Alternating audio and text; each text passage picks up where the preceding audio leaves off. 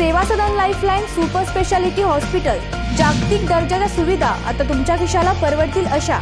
Sangli Miraj road, Miraj.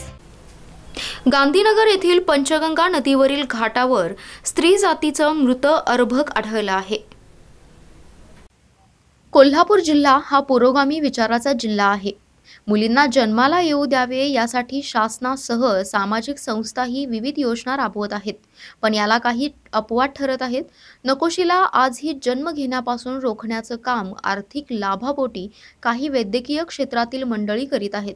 Karveer तालुक्यातील गांधीनगर इथल्या पंचगंगा नदीवरील स्वामी शांतीप्रकाश घाटावर पाण्यात एक स्त्री जातीचं 4 ते 5 महिन्यांचं पूर्ण अवस्थेतील अर्भक मृत अवस्थेत पाण्यात तरंगत असल्याची घटना आंघोळीला गेलेल्या लोकांना आढळून आली।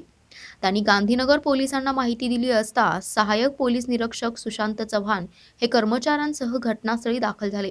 याबाबतची माहिती मिळताच करवीर उपविभागीय पोलीस अधिकारी सूरज गुरव यांनी घटनास्थळी भेट देऊन सूचना दिल्या। याबाबत गांधीनगर पोलिसात गुन्हा दाखल झाला आहे। मृत अर्भकाचं CPR मध्ये शवविच्छेदन करण्यात आलं आहे। याबाबत या निर्दयी मातेचा पोलीस शोध घेत आहेत।